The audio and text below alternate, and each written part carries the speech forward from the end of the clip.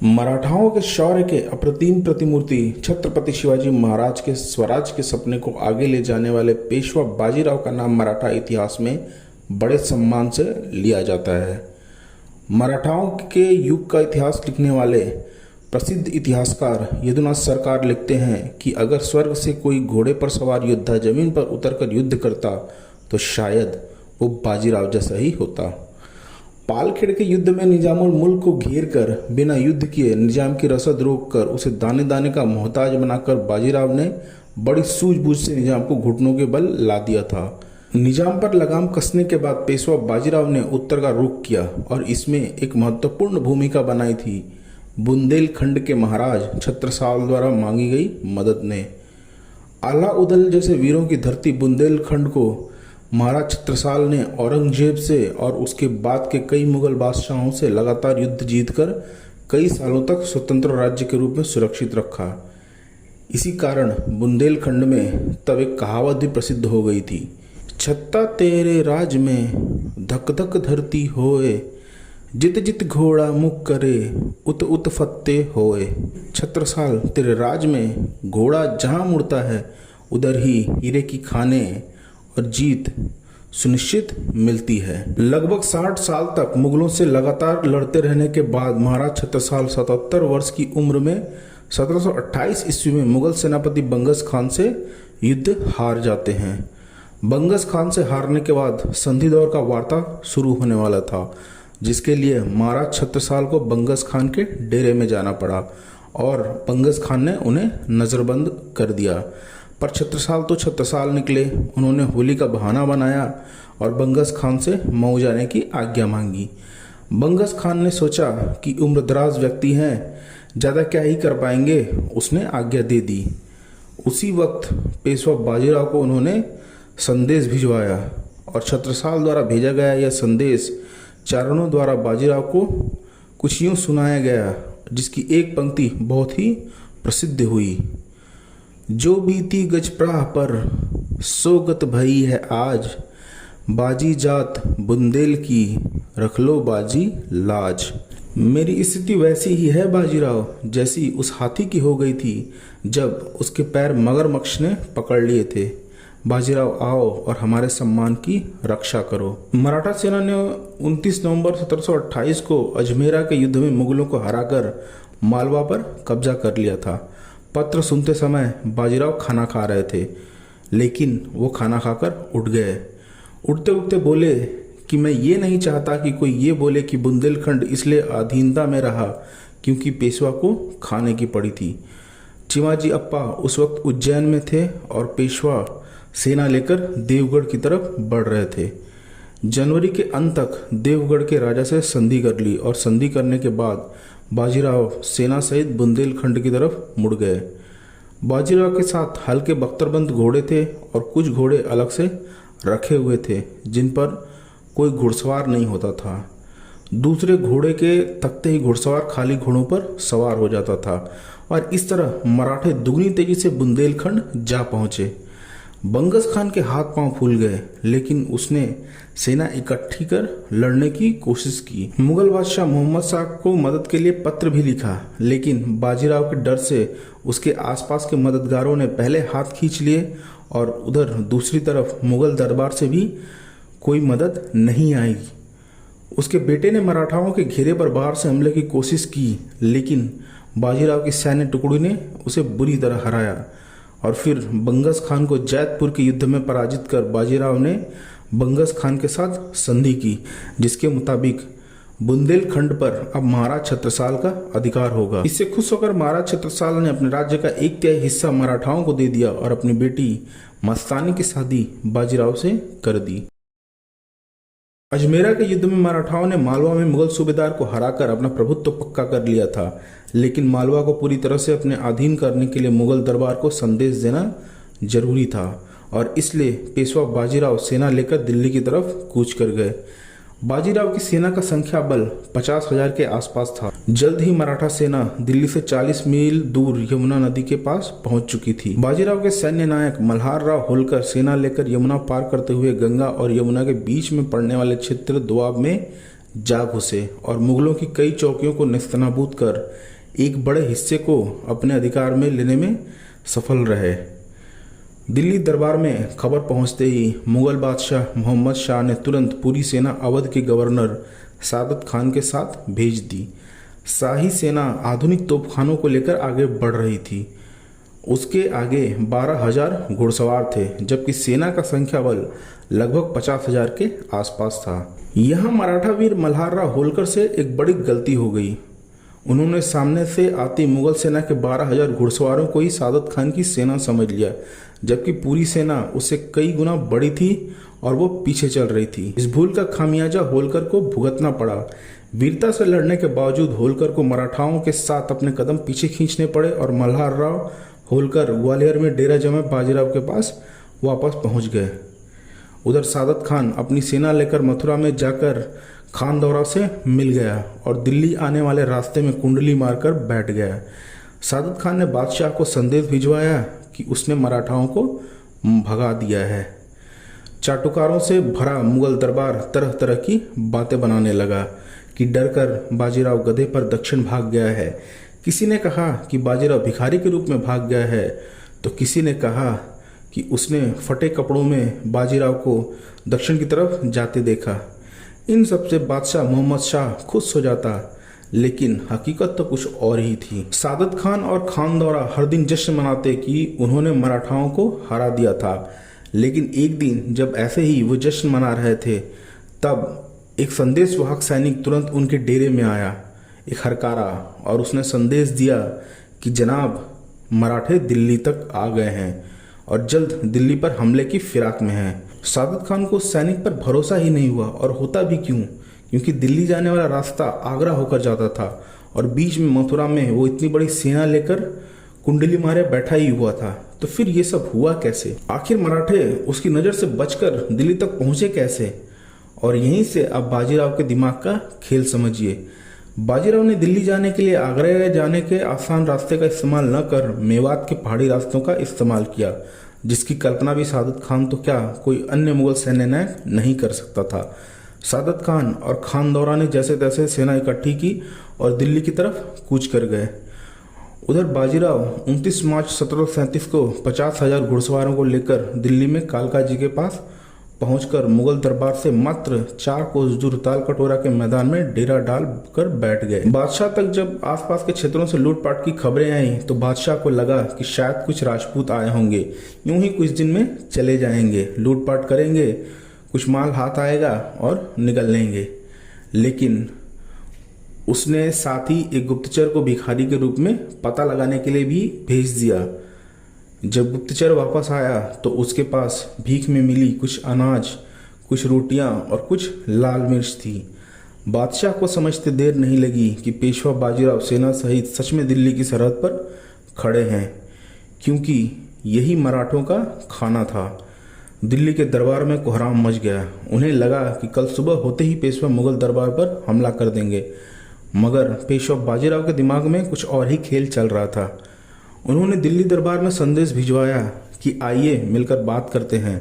मैं यहाँ की जनता को परेशान नहीं करना चाहता हूँ, लेकिन अगर कल दोपहर तक कोई जवाब नहीं मिला तो उसके जिम्मेदार बादशाह खुद होंगे। बादशाह मोहम्मद शाह ने संदेश भिजवाया कि पेशवा बाजीराव 5 लोगों के साथ दरबार में हाजिर हों ताकि बातचीत की जा सके, लेकिन मराठे मुगलों की नीतियों से पहले ही वाकिफ थे, इसलिए पेशवा खुद नहीं गए, बल्कि दिल्ली दरबार में उन्होंने अपनी शर्तें भिजवा दी। बादशाह ने उन पर कोई ध्यान नहीं दिया, लेकिन पूरे मुगल दरबार को रात भर नींद नहीं आई। पूरे दरबार में चर्चा चल रही थी, अगर मथुरा से आ रही सादत खान और दौरा खान की बड़ी सेना को पेशवा ने हरा दिया तब क्या होगा? कहीं बादशाह को दिल्ली छोड़कर भागना न पड़ जाए। आनन फानन में आसपास के क्षेत्र से सारी नावों को यमुना तट पर लाकर रख दिया गया, ताकि अगर बादशाह पर संकट आ जाए तो तुरंत बादशाह निकल सकें। बादशाह लड़ाई के बारे में अपने किसी भी दरबारी से पूछते तो जवाब मिलता, जनाब, पेशवा बाजीराव ने आग और पानी के जिन्नों को अपने बस में कर रखा है। ये कहने के उनके अपने अपने तर्क भी थे, जैसे पेशवा आधे से भी कम समय में कहीं भी पहुंच जाते थे, और वहीं उनके आक्रमण करने का तरीका भी सबसे खतरनाक था और बहुत तेजी से भरा हुआ था। पूरे मुगल दरबार में सिर्फ एक शख्स ऐसा था जो पेशवा से लड़ने के बारे में सोच रहा था, लेकिन वो भी रक्षात्मक तरीके से, और वो था दिल्ली दरबार का सैन्य नायक आमिर खान। उसके पास 12,000 घुड़सवार थे और पूरे भारत में सबसे बेहतरीन तोपें, जो पेशवा बाजीराव से लड़कर जीतने में तो नहीं, हाँ, रक्षा करने में काम आ सकती थी। वो जानता था कि खुले मैदान में मराठाओं से वो युद्ध नहीं कर सकता, तो उसने बादशाह मोहम्मद शाह से कहा, अगर हम घेरा डाले बाजीराव को किले के अंदर रहकर रोकने की कोशिश करें तो शायद मथुरा से आ रही सादत खान और खानदौरा की सेना के साथ मिलकर बाजीराव को हरा पाएंगे। बादशाह को थोड़ा भरोसा हुआ और उन्होंने पेशवा बाजीराव से युद्ध करने के लिए हामी भर दी। आमिर खान की नीति पूरी तरह से रक्षात्मक थी, उसकी छोटी सी भी चूक उसे भारी पड़ सकती थी। यदुनाथ सरकार के साथ लेटर मुगल्स लिखने वाले इतिहासकार विलियम इरविन लिखते हैं कि आमिर खान की रणनीति बहुत ही बढ़िया थी, लेकिन कुछ अति उत्साही युवा सैन्य सिपा सलारों ने पूरी रणनीति पर पानी फेर दिया। इन युवा सिपा सलारों में से एक मीर हसन कोका था, जिसने आमिर खान को डरपोक करार देते हुए आगे बढ़कर युद्ध करने के लिए सिपा सलारों को उकसाया।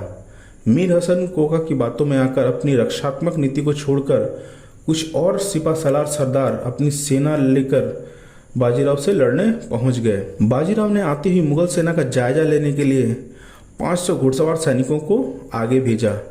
मीर हसन को लगा कि 500 ही तो हैं घुड़सवार, उनको तो यूं ही हरा देंगे, लेकिन यहाँ वो भूल कर बैठा।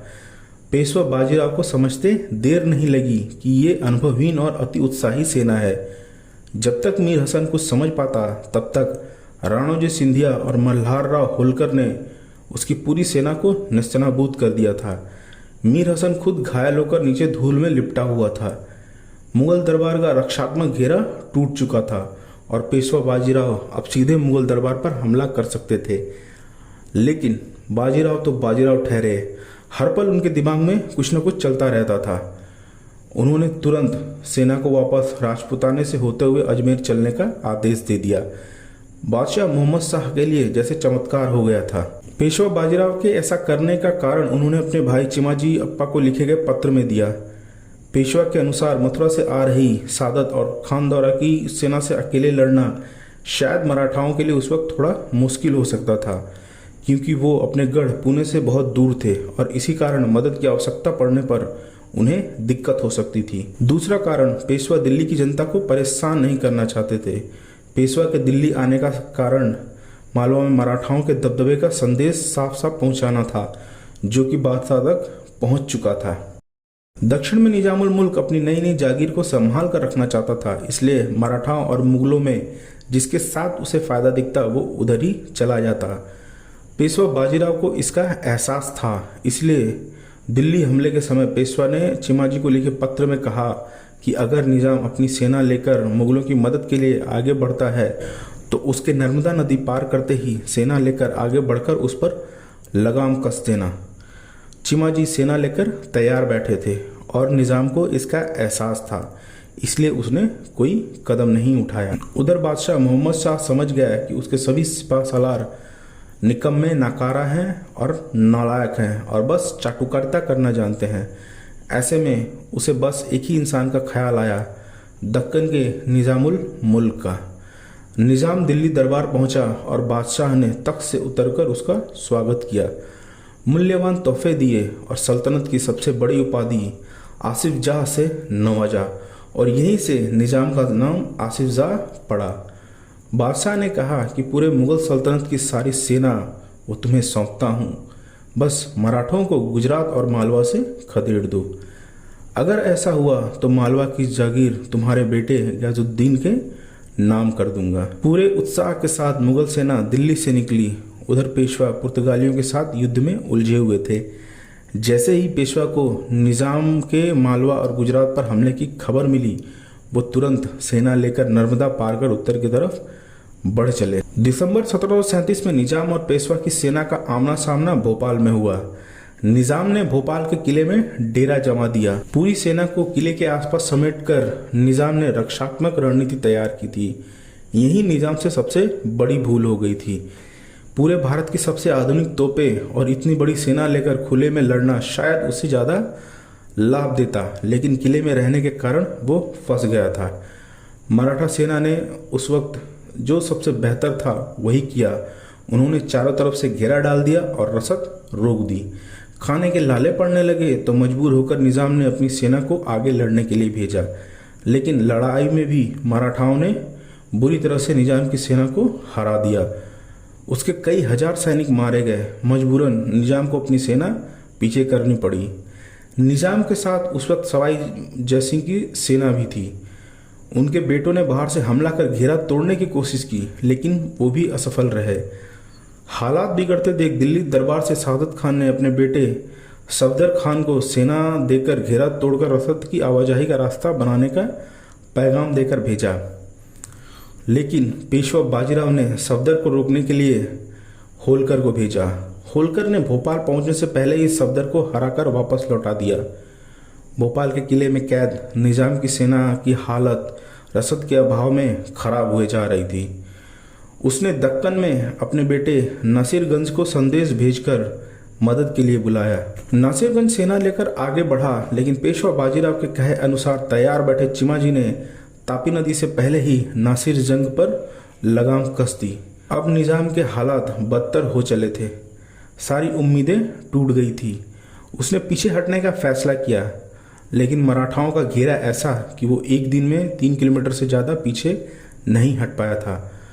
अंत में थक हार कर निजाम ने फिर हथियार डाल दिए और पेशवा बाजीराव और निजाम के बीच 7 जनवरी को दोराहा की संधि हुई। गवाह के तौर पर सवाई जयसिंह मौजूद थे। संधि की शर्तों के अनुसार पेशवा को मालवा की जागीर मिली और साथ ही चंबल के आसपास के बड़े भूभाग पर उनका कब्जा हो चला था। साथ ही निजाम को पेशवा को 50 लाख रुपए देने पड़े उस वक्त के हिसाब से। इतिहास को समझिए, जानिए और उससे सीखिए, क्योंकि इतिहास किसी न किसी रूप में अपने आप को हमेशा दोहराता है। और ख़ास करके इतिहास को इसलिए भी जानिए क्योंकि ये आपके पूर्वजों की शौर्य गाथाओं से, आपके पूर्वजों की महान लड़ाइयों, युद्धों और इतिहास की अप्रतिम गौरवों से भरा पड़ा हुआ है।